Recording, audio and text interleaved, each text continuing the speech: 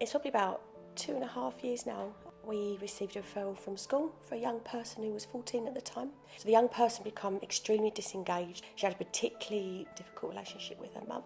The first visit to the home, she was kind of in her bedroom, not coming out, quite vocal. I just had a chat with Gran, and before I left, wrote a little note. It was really simple. I said, I know things are really difficult. You take this at your own pace, a smiley face, and put it under a door.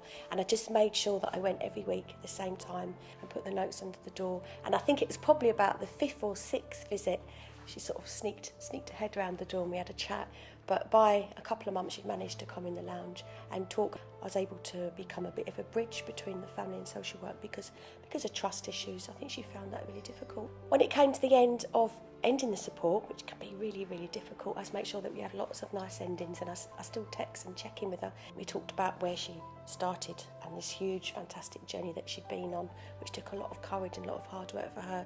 And she said that she kept the notes. She went in her bedroom and she just came through all these notes that she kept.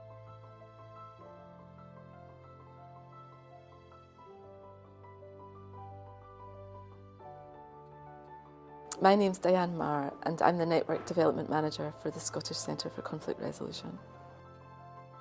The Cyrenians as an organisation has been at the forefront of the prevention of youth homelessness through its mediation and support services.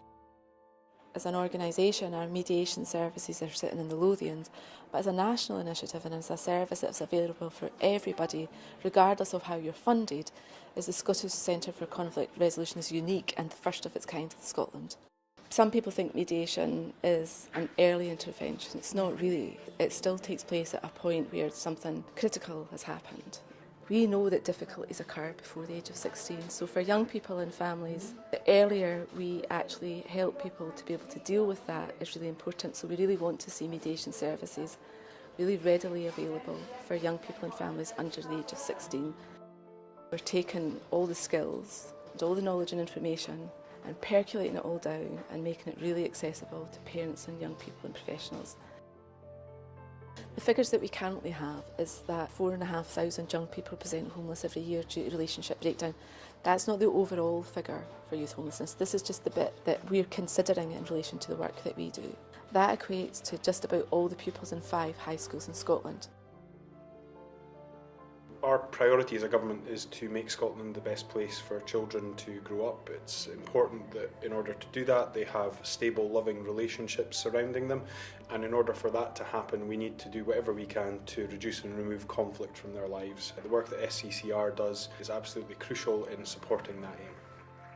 When young people become homeless, it's almost as if they become stuck in that system. And if only, not only had we put the work in before the breakdown, but even when they first arrived in the homeless scene, that there was some way of being able to try to mediate their move, their safe move back home. That is why we are here. What we're doing in Scotland with the Scottish Centre of Conflict Resolution is providing the social scaffolding for people to have those conversations and to own for themselves the narrative that they're in, but able to come out the other side with the solutions, the opportunities to move forward, as opposed to being defined by the last drop plate. I think it must be really, really difficult to families to pick up that phone. And there's a lot of work that we do about helping the young person have a voice and be heard. My experience of youngsters, however long they've been in the homeless scene, they always burn a candle for being able to get back home and patch up those relationships. And our understanding of the importance of early years now is huge. We understand that the most important 4 years of a child's life are up to age 3, and children model and other people and what's happening there. And if they understand that aggression is the way you deal with things, if they understand that conflict and poor communication and not speaking about things and lack of respect for others is something that happens in home, that's likely something they'll take with them when they move outside into the world. And if they bump into other people like themselves, then we have really difficult conflict situations. Lots of the gangs work we dealt with in Glasgow, it was young men like that. When you're a teenager, you're changing from a young person into an adult. And it can be a very tricky time for all families. If it goes really wrong then, that can affect school, it can affect future careers, it can affect how the family is with each other, it can affect the rest of your life. When we get caught up in conflict, people really stop listening to each other and maybe start trying to force things a little bit. We've seen a lot of people become and they say, well, they argue about all the little things. When you really get into it, what's kind of happening is they kind of have forgotten to care about each other. So if we can work on that, then sorting out all the little things gets a bit easier. What we're advocating for is that it's all right not to be able to do things as best as you might be able to do them. And it's about being able to ask for the support that you need when you need it, as opposed to struggling behind closed doors.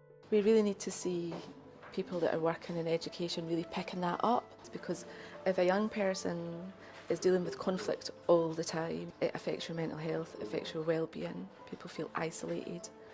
And how do you then go on to participate in your education, your health, your well-being, your whole trajectory as a future parent? And it's okay to accept that life is not perfect, life is not in straight lines, and there is organisations that the Scottish Centre for Conflict Resolution is very fortunate to work with that complements our work to make sure that all of those young people, all of those parents, all of those professionals know that there's someone there for them beside them. Communication is really key. It's key within the work of mediation, how we take professional knowledge and distill it down into something that's really innovative and creative and accessible. Some of the work that we know that people really want to understand is how conflict impacts on your development and how that impacts on your levels of stress and anxiety. People really value that, and that's getting picked up. And it's not just being picked up in Scotland, it's being picked up internationally. But we really need to be able to promote that, and we need people to understand how they can use that and how they can benefit from that. I think what we can start to do is listen to young people. That's the first thing. We don't do that. In Scotland, I'm not sure we actually like kids. I think we tolerate them. There's occasions when I'm questioning, we certainly don't love them. We isolate them, we separate them from ourselves. They're not allowed places we go, and no ball games, you're not allowed to play. Get them into school as soon as they can, and so you can get back to your work and earn more money. And if we value children, we'd value parents. And we value parents, we'll start to value families. The reason that we manage to do as much as we can do is that working collaboratively is the cornerstone of all that we do. But what we would really like to see is something much more long-term.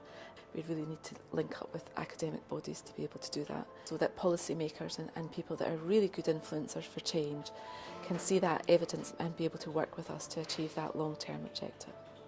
Most people are using digital platforms of some form or another in order to access information, in order to undertake a range of interactions with services. So it's important that we get ahead in relation to that and make sure that we've got information available on these platforms. In order for us to grow the work that we are doing and extend the work, we need to see more investment and much more longer terms of funding, so that we can work not just in 2 to 3 year sprints. If we could get 5 years funding, that allows us to plan and evaluate our work and look at the impact much longer. It's still the case that the younger the child you are, the less money is invested financially, and as they grow up, then there's an increasing amount of resources, time and energy. And we know the lessons are from the research that if we put it in at the beginning, then we will save time, energy and grief. And I think it takes a lot of perseverance, it takes a lot of dedication and a lot of conviction that you believe in what you're doing. Having people that believe in what you're doing and supporting that, people that have a vision of what Scotland can be, the more people that we can get to work with us, that's an absolute welcome as far as I'm concerned.